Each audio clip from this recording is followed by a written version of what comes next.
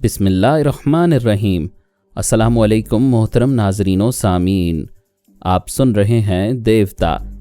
تو آئیے بڑھتے ہیں کہانی کی جانب۔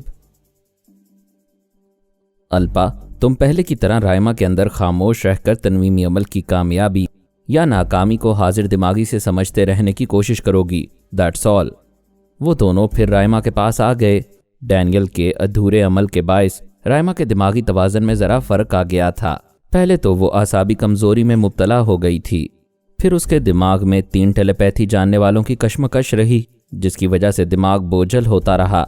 پھر ڈینیل نے ادھورا عمل کیا تو وہ نہ عامل کے بس میں رہی، نہ اپنے ہوش و حواس میں رہی، ذہنی انتشار میں مبتلا ہو گئی۔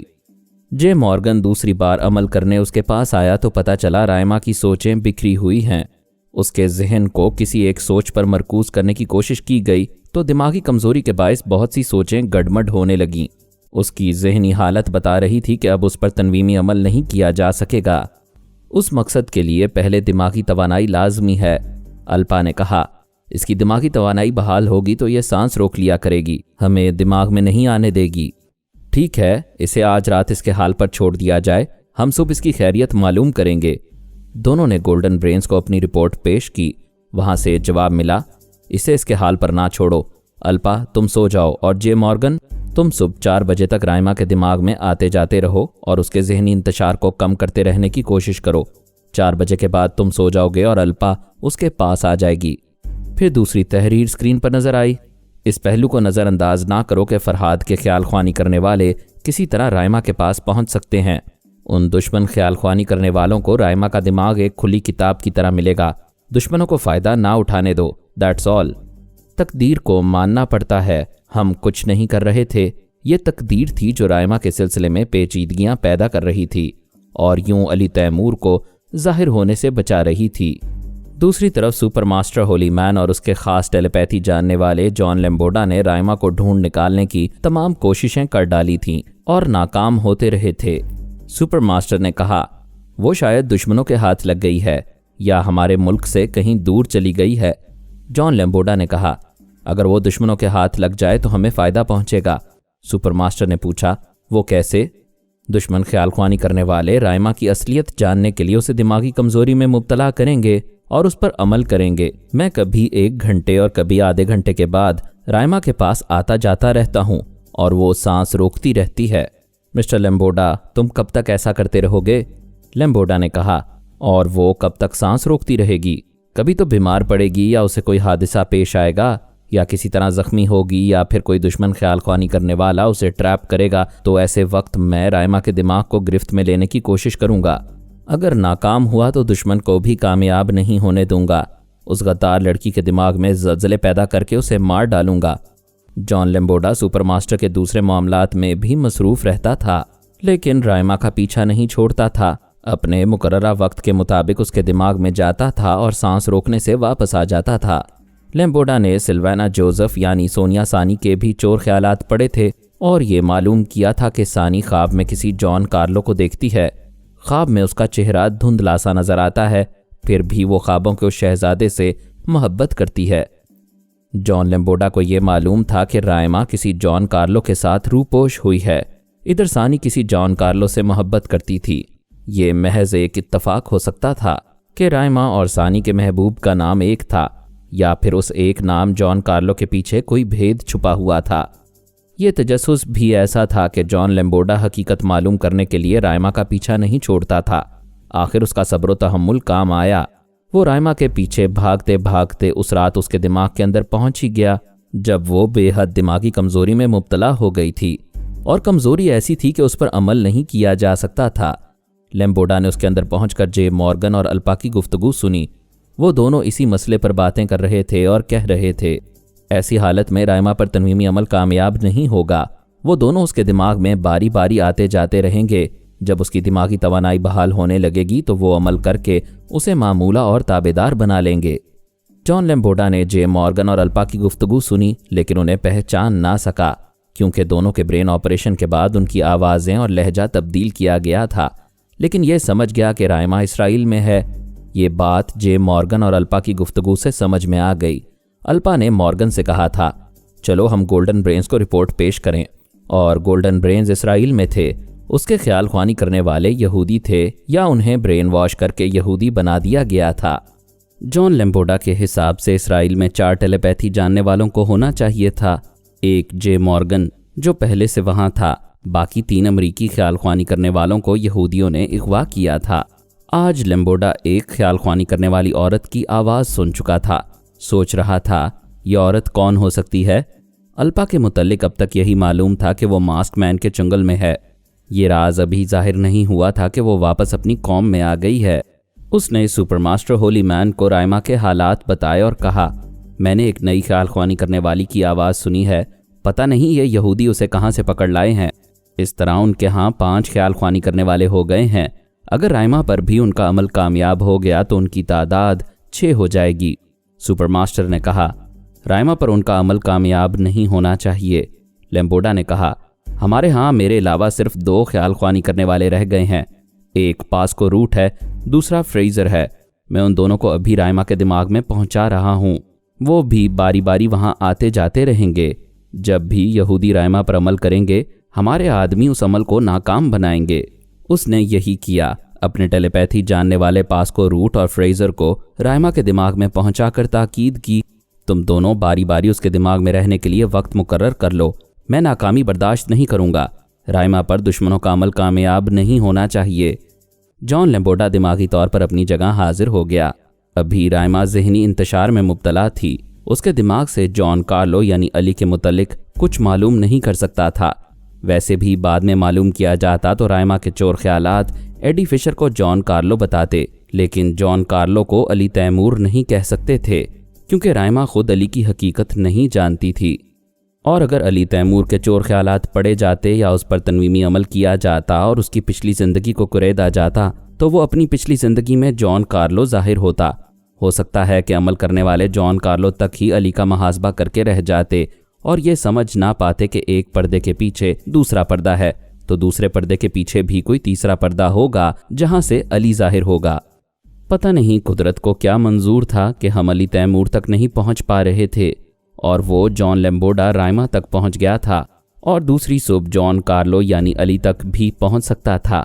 ویسے علی کی حقیقت جان لینا تقریباً ناممکن ہو چکا تھا کیونکہ ایک طرف جے مورگن اور الپا باری باری رائما کے دماغ میں رہنے کا فیصلہ کر چکے تھے اور یہی فیصلہ پاسکو روٹ اور فریزر کا تھا۔ نتیجہ ظاہر تھا کہ وہ سب ایک دوسرے کے تنویمی عمل کو ناکام بناتے رہتے اور علی تیمور اپنی جگہ محفوظ رہتا۔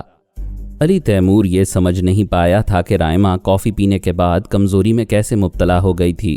اس نے اسے بیڈ روم میں پہنچا دیا تھا، پھر اس کے ساتھ رہنا چاہتا تھا لیکن وہ تنہائی چاہتی تھی، کسی ڈاکٹر کو بھی بلانا نہیں چاہتی تھی، اس لیے وہ اسے بیڈ روم میں چھوڑ کر دوسرے بیڈ روم میں آ گیا۔ وہ بے خبر تھا، اس کی لا علمی میں خیال خوانی کرنے والے رائما کے ساتھ کیا سلوک کر رہے تھے یہ وہ نہیں جانتا تھا، لیکن جانتا تھا کہ اس کی وائف رائما ایک پراسرار عورت ہے، وہ اسے سحر زدہ کر کے رکھتی ہے۔ اس نے تنویمی عمل کے ذریعے اس کی پچھلی زندگی بھلا دی ہے اور دعوے سے کہتی ہے، تمہاری پچھلی زندگی کے بارے میں جاننے والا اتنی بڑی دنیا میں کوئی نہیں ہے، صرف میں ہوں۔ علی نے دل میں کہا، یہ عورت خدائی دعویٰ کر رہی ہے کہ میرے متعلق کوئی کچھ نہیں جانتا ہے جبکہ خدا سب کچھ جانتا ہے۔ اس نے یہ سوچنے کے لیے آنکھیں بند کیں اور سانس روک لی کہ خدا مجھے جانتا ہے اور جب وہ جانتا ہے تو مجھے میری پہچان ضرور بتائے گا، آج نہیں کل بتائے گا۔ اس کے بتانے کے انداز نرالے ہیں اور جب وہ عالم الغیب آگہی دیتا ہے تو دنیا حیران رہ جاتی ہے، یہ سمجھ نہیں پاتی کہ ایک پاگل ہوش مند کیسے ہو گیا اور ایک سحر زدہ شخص طلسمات کی تاریکیوں سے کیسے نکل آیا۔ یہ قدرتی سچائی رائما کی سمجھ میں بھی نہیں آئی۔ جب اس نے علی کے دماغ میں جانے کی کوشش کی تو سوچ کی لہریں واپس آ گئیں۔ یہ حیرانی کی بات تھی، وہ یہی جانتی تھی کہ ایڈی فشر یوگا کا ماہر نہیں ہے اور جب نہیں ہے تو اس نے سانس کیسے روک لی ہے۔ یہ خود علی تیمور نہیں جانتا تھا، اس نے خدا سے لو لگانے کے لیے سانس روک لی تھی۔ وہ ایڈی فشر نہیں، وہ جان کارلو نہیں ہے، اس کی بنیاد علی ہے۔ اسے بابا صاحب کے ادارے سے روحانیت کا درس حاصل ہوتا رہا تھا، وہ روحانیت اس کی رگوں میں لہو کی طرح دوڑ رہی تھی۔ یہ عالم الغیب کی طرف سے ملنے والی آگہی پہلے مرحلے میں خود علی تیمور سمجھ نہیں پایا تھا۔ یہ آگہی اس وقت حاصل ہوئی جب وہ رائما کے ساتھ جنوبی امریکہ کے شہر چلی میں تھا۔ اس آگہی کا یہ اثر ہوا کہ اسے سانس روک کر اللہ سے لو لگانے میں روحانی سکون ملا اور کچھ ایسا لگا جیسے رائما کے سحر سے وقتی طور پر نجات مل گئی ہو۔ وہ بہت پہلے سے رائما پر شبہ کرتا آ رہا تھا، اپنی اور اس کی حقیقت معلوم کرنا چاہتا تھا۔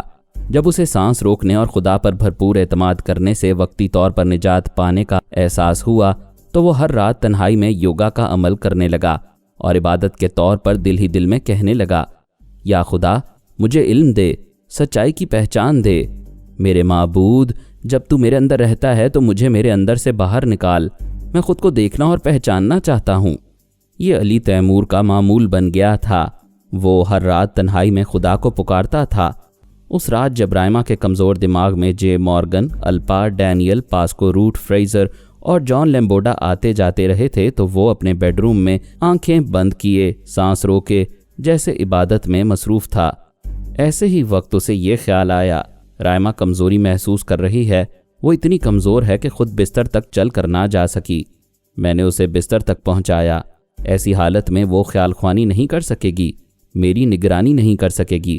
مجھے اس موقع سے فائدہ اٹھا کر اپنی بہتری کے لیے کچھ کرنا چاہیے۔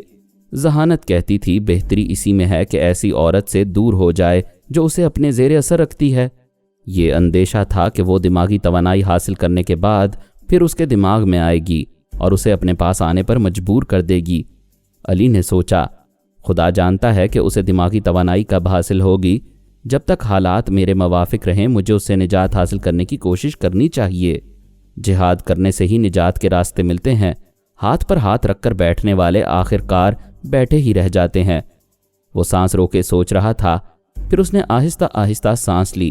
دماغ روشن ہو رہا تھا اور اندر حوصلے مچل رہے تھے۔ وہ اٹھ کر کھڑا ہو گیا۔ وہ اسرائیل آنے کے بعد یہ دیکھتا آ رہا تھا کہ یہاں کے فوجی افسران رائما کو بہت اہمیت دے رہے ہیں۔ وہ لوگ اسے علی کے ساتھ ایک بنگلے میں لے گئے تھے، پھر اس بنگلے کے چور راستے سے دوسرے شہر کی رہائش گاہ میں لے آئے تھے۔ اب وہ رائما کے ساتھ جس رہائش گاہ میں تھا وہاں فوجی پہرے دار یا دوسرے سیکیورٹی گارڈز نہیں تھے، اندر صرف 2 مسلح سپاہی اور ایک افسر تھا۔ افسر نے رائما سے کہا تھا، ہم یہاں بنگلے کے چاروں طرف مسلح پہرے دار رکھیں گے تو دشمن جاسوسوں کو پتہ چل جائے گا کہ تمہیں یہاں چھپا کر رکھا گیا ہے، اس لیے بنگلے کے احاطے میں صرف 3 خونخوار کتے رہیں گے، رات کو یہاں کوئی قدم نہیں رکھ سکے گا۔ علی نے اپنے بیڈ روم کا دروازہ کھولا۔ دروازے پر مسلح سپاہی کھڑا ہوا تھا۔ اس نے پوچھا، کیا چاہتے ہو؟ علی نے کہا، میرے کمرے کے ٹی وی میں کچھ گڑبڑ ہے، پلیز اسے چیک کرو۔ سپاہی کمرے میں آیا تو علی نے اسے دبوچ لیا، ایک گھونسا اس کے سر پر مارا، اس کے ہاتھ پاؤں ڈھیلے پڑ گئے، وہ فرش پر گر کر بے ہوش ہو گیا۔ علی تیمور نے حیرانی سے اپنے گھونسے کو دیکھا، اسے یاد نہیں تھا کہ واٹسروکی نے اسے فولاد بنا دیا ہے۔ وہ اپنے بیڈ روم سے باہر آیا، ذرا فاصلے پر رائما کے بیڈ روم کے دروازے پر دوسرا مسلح سپاہی تھا۔ اس نے علی کو گن پوائنٹ پر رکھ کر پوچھا، رک جاؤ، تمہارے دروازے کا سپاہی کمرے کے اندر کیوں گیا تھا؟ وہ وہاں کیا کر رہا ہے؟ میرے ٹی وی میں کچھ خرابی ہو گئی ہے، وہ ٹھیک کر رہا ہے، ایک چھوٹا پیچ کس مانگ رہا ہے، کیا تمہارے پاس ہے؟ وہ بولتے ہوئے قریب آ گیا تھا۔ اس نے اچانک گن پر ایک ٹھوکر ماری، پھر گھوم کر دوسری کک منہ پر جما دی۔ وہ پیچھے دیوار سے ٹکرایا۔ علی نے ایک ہاتھ سے گردن دبوچ لی۔ وہ تھوڑی دیر تک آزادی کے لیے جد و جہد کرتا رہا، پھر ٹھنڈا پڑ گیا۔ علی نے اسے فرش پر چھوڑ دیا، اس کی گن اٹھائی، وہاں سے دبے قدموں چلتا ہوا ڈرائنگ روم میں آیا۔ وہاں افسر بیٹھا شراب پی رہا تھا۔ اس نے سر گھما کر پوچھا، کون ہے؟ پھر علی تیمور کے ہاتھ میں گن دیکھ کر چونک گیا۔ نشے میں تھا مگر موت کو سمجھ سکتا تھا۔ اس نے اپنا ریوالور سینٹر ٹیبل پر شراب کی بوتل کے پاس رکھا ہوا تھا، اسے اٹھانے کی مہلت نہیں مل سکتی تھی۔ اس نے کہا، مسٹر فشر یہ کیا حماقت کر رہے ہو؟ ہمیں نقصان پہنچا کر بنگلے سے باہر جا سکو گے لیکن اس شہر اور اس ملک سے باہر کیسے نکلو گے؟ اسرائیلی انٹیلیجنس اور پولیس بہت ہوشیار ہے، عقل سے کام لو اور اپنے کمرے میں جا کر آرام کرو۔ وہ سینٹر ٹیبل کے پاس آیا، گن پھینک کر اس نے ریوالور اٹھا لیا، پھر شراب کی بوتل افسر کی طرف بڑھاتے ہوئے بولا، اسے چند سیکنڈ میں پی جاؤ اور خالی کر دو، انکار کرو گے تو میں گولی مار دوں گا۔ افسر نے بوتل لی، پھر ریوالور کو دیکھا، کچھ کہنا چاہتا تھا۔ علی نے ریوالور کی نال اس کی کن پٹی سے لگا دی۔ وہ بوتل کھول کر اپنے منہ سے لگا کر گٹا گٹ پینے لگا، پھر سانس لینے کے لیے رکا تو علی نے ٹریگر پر انگلی کا ہلکا سا دباؤ ڈالا۔ وہ سہم کر پھر پینے لگا۔ 1 منٹ کے اندر ہی علی نے اسے بوتل خالی کروا دی۔ خالص وسکی نے اس کے اندر آگ بھر دی تھی۔ وہ چکرا کر صوفے پر گرا، پھر وہاں سے لڑکتا ہوا فرش پر آ کر چاروں شانے چت ہو گیا۔ اس نے 3 پہرےداروں کو بیکار کر دیا تھا، اب 3 کتے رہ گئے تھے۔ وہ تیزی سے چلتا ہوا بیڈ روم میں آیا، وہاں سے ایک تکیا اٹھایا، پھر برآمدے میں آ کر دیکھا 2 خونخوار کتے ٹہل رہے تھے، اسے دیکھ کر گھرانے لگے۔ اس نے ریوالور کو تکیے سے لپیٹ کر فائر کیا، ایک فائر پھر دوسرا فائر۔ دونوں کتے جو اس پر لپکنے کو آ رہے تھے لان کی گھاس پر گر کر کچھ دیر تڑپتے رہے، پھر ہمیشہ کے لیے ساکت ہو گئے۔ تکیے نے سائلنسر کا سا کام کیا تھا، فائرنگ کی آواز برائے نام ابھری تھی۔ اس نے بنگلے کے اندر آ کر مختلف کوریڈورز اور کمروں سے گزر کر پچھلے حصے کا دروازہ کھولا۔ بنگلے کے پچھلے احاطے میں ایک کتا بھونک رہا تھا۔ تیسری گولی نے اس کی آواز بھی ہمیشہ کے لیے ختم کر دی۔ اب راستہ صاف تھا، کوئی اسے روکنے والا نہیں تھا۔ وہ اس رہائش گاہ سے نکل کر کہیں بھی جا سکتا تھا، لیکن کوئی بات کھٹک رہی تھی۔ وہ سوچتا ہوا اپنے بیڈ روم میں واپس آیا، پھر کھٹکنے والی بات سمجھ میں آ گئی۔ وہ باتھ روم میں آیا، وہاں اس کے اتارے ہوئے کپڑے ایک طرف رکھے تھے۔ یہودی جاسوس کتوں کو وہ کپڑے سنگھا کر وہاں پہنچ جاتے جہاں بھی وہ چھپا ہوتا۔ وہ تمام کپڑے لے کر کچن میں آیا، پھر گیس کے چولہے میں ان سب کو جلا کر راکھ کر دیا۔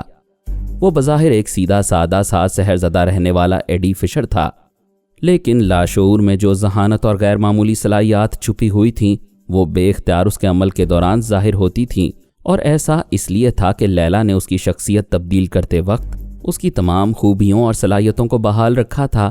اس نے رہائش گاہ کو چھوڑنے سے پہلے ریوالور کو ایک طرف پھینک دیا۔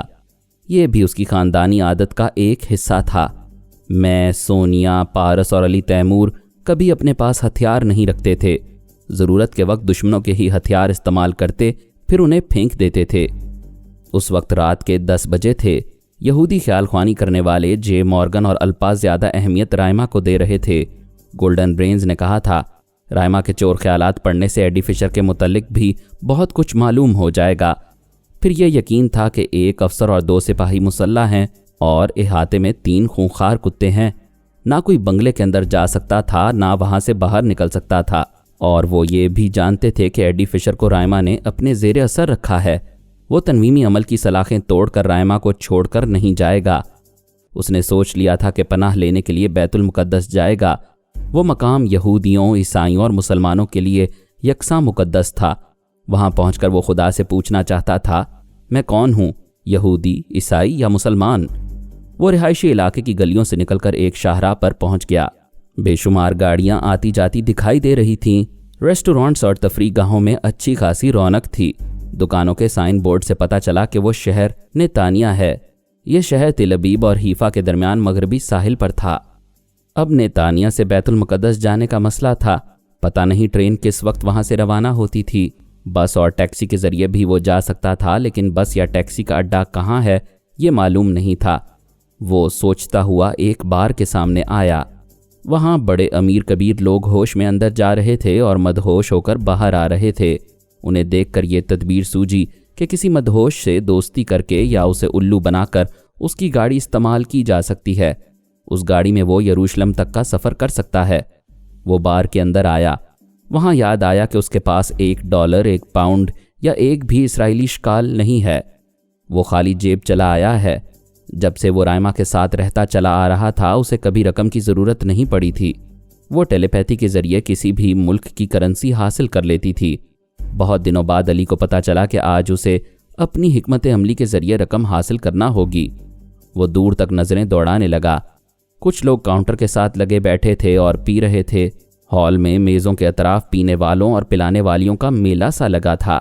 صرف ایک شخص میز پر تنہا نظر آ رہا تھا۔ اس کے پاس کوئی حسینہ ساقی بن کر نہیں جا رہی تھی، جبکہ وہ اپنے لباس اور اپنی انگلیوں میں پہنی ہوئی ہیرے کی انگوٹھیوں سے مالدار آسامی لگ رہا تھا۔ علی تیمور آہستہ آہستہ چلتا ہوا اس کے سامنے آیا، پھر بولا، کیا میں یہاں بیٹھ سکتا ہوں؟ وہ کسی حد تک نشے میں تھا۔ اس نے نشے میں ڈوبی ہوئی آنکھوں سے اسے دیکھا، پھر کہا، یہ بار اور یہ میز میرے باپ کی جاگیر نہیں ہے، یہاں کوئی بھی گاہک بیٹھ سکتا ہے۔ علی تیمور بیٹھ گیا۔ اس شخص نے کہا، اب تم پوچھو گے کیا اس بوتل سے تھوڑی سی پی سکتے ہو تو میرا جواب ہوگا، یہ بوتل کسی کے باپ کی نہیں ہے، اسے میں نے خریدا ہے۔ میں شراب نہیں پیتا۔ ہاں؟ اس شخص نے علی تیمور کو حیرانی سے دیکھا، پھر ہنستے ہوئے پوچھا، پیتے نہیں ہو تو یہاں کیا سونگنے آئے ہو؟ میں باہر فٹ پاتھ پر کھڑا اس شیشے سے جھانک کر بار کا تماشا دیکھ رہا تھا۔ میں پینے والوں پر ایک کہانی لکھنا چاہتا ہوں۔ یہاں ہر میز پر پینے والوں کے ساتھ پلانے والی حسینائیں ہیں، لیکن تمہارے ساتھ کوئی نہیں ہے۔ یہ حیرانی کی بات ہے اور میں حیرانی دور کرنے آیا ہوں۔ وہ 2 گھونٹ پی کر بولا۔ میں کیا جواب دوں؟ تم پیتے نہیں ہو اور میرا جواب نشے کی حالت میں سمجھ میں آتا ہے۔ بس اتنا سمجھ لو کہ میں کسی حسینہ کو لفٹ نہیں دیتا ہوں۔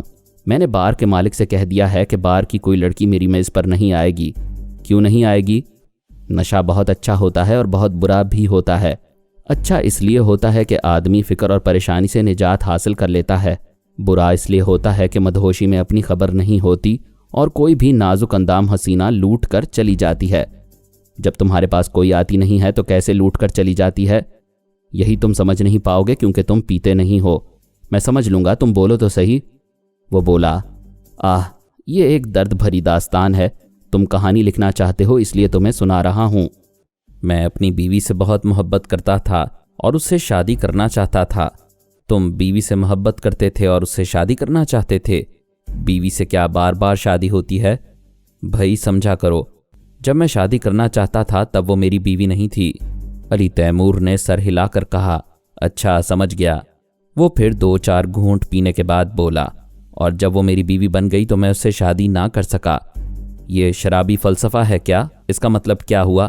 بھائی سمجھا کرو، شادی کا مطلب ہے خوشی۔ میں اسے بیوی بنانے کے بعد اس کے ساتھ کوئی خوشی نہ منا سکا۔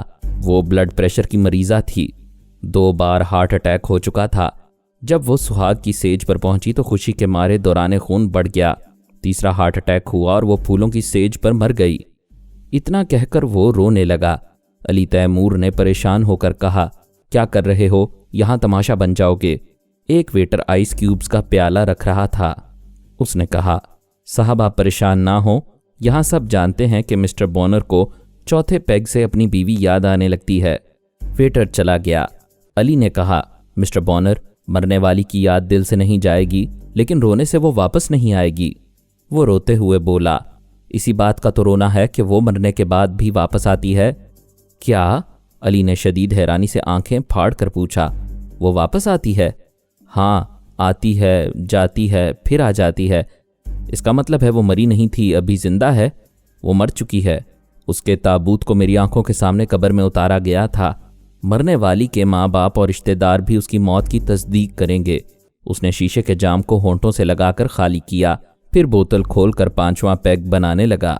علی تیمور نے کہا، تم ڈبل پیگ بناتے ہو، اس حساب سے یہ تمہارا 10واں پیگ ہے۔ بس کرو، تم نے بہت پی لی ہے، تمہیں کچھ تو ہوش میں رہنا چاہیے۔ میں ہوش میں ہوں اور تمہیں اپنی سچی دردناک کہانی سنا رہا ہوں۔ میں ثابت کر دوں گا کہ وہ مر چکی ہے، اور یہ بھی ثابت کر دوں گا کہ وہ مجھ سے ملتی ہے۔ ابھی تم میرے ساتھ چلو، میں تمہیں اس سے ملواؤں گا، پھر تمہیں یقین آئے گا کہ وہ مجھ سے سچی محبت کرتی ہے۔ قبر سے نکل کر میرے پاس چلی آتی ہے۔ میں تمہاری وائف سے ضرور ملوں گا، اس سے کب ملواؤ گے؟